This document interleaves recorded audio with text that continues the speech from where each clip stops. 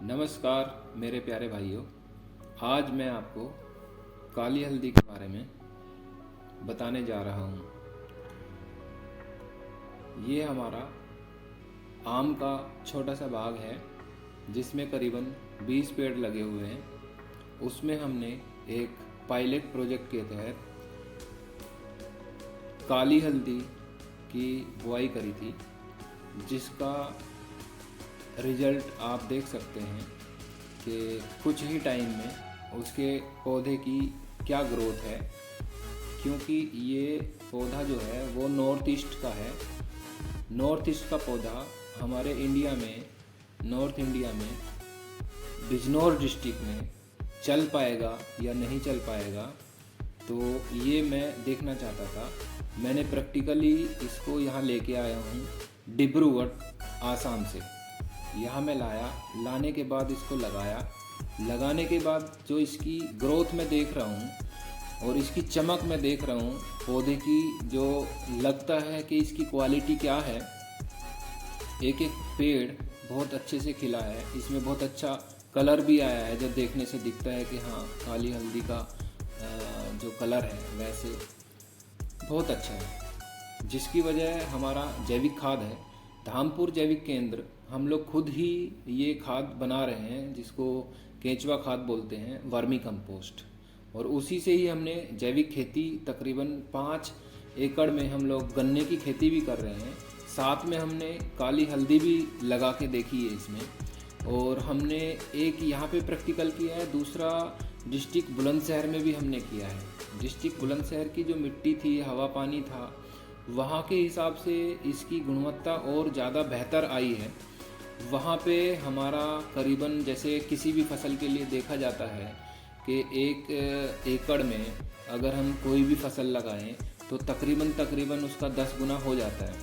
यहाँ पे डिस्ट्रिक्ट बिजनौर में कोई कम नहीं निकली, यहाँ पे भी करीबन हमारी 15 से 20 गुना निकली है इसमें काली हल्दी।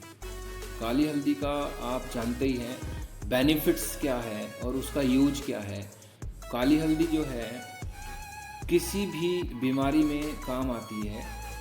और उसमें आप अगर बात करें तो सबसे ज़्यादा जो ये इफ़ेक्टिव है वो हड्डियों की प्रॉब्लम में है। और महिलाओं को जो पीरियड्स होते हैं उसमें ये बहुत कारगर है। कैंसर तक में ये यूज होती है। और अगर काली हल्दी घर पे रखी हो तो सुख समृद्धि बनी रहती है। इसके बारे में और बहुत सारी चीज़ें हैं जो हम लोग डिटेल्स में बात कर सकते हैं। सबसे बड़ी बात यह है कि हम लोग इसको गन्ने या किसी भी फसल के साथ लगा सकते हैं जहाँ पे हमारे ऑलरेडी जैसे आम के बाग हैं और किसी भी फल के बाग हैं या कोई बड़े पेड़ हैं हमारे, उसके साथ में इसको सह फसल के रूप में हम लगा सकते हैं। अगर हम बात करें सेपरेटली 1 एकड़ में अगर हम इसकी खेती करें तो उसका क्या विवरण रहेगा, तो प्रैक्टिकली देखा जाए तो 1 एकड़ में अगर हम गन्ना बोते हैं और 1 एकड़ में अगर हम काली हल्दी बोते हैं, तो जो मेरा प्रैक्टिकल अनुभव है उसके हिसाब से काली हल्दी तकरीबन हमारी इसकी 1 एकड़ की जो कॉस्टिंग आती है वो 2 लाख रुपए की आती है। जिसमें हमारा जुताई से लेके निराई, गुड़ाई, पानी, खुदाई, सारी चीज़ अगर हम मिलाते हैं और बीज, तो तकरीबन 2 लाख रुपए की कॉस्टिंग आती है। जिसमें अगर हम इसकी पैदावार को देखें तो करीबन 1 एकड़ में 5 से 7 हज़ार किलो इसकी पैदावार होती है।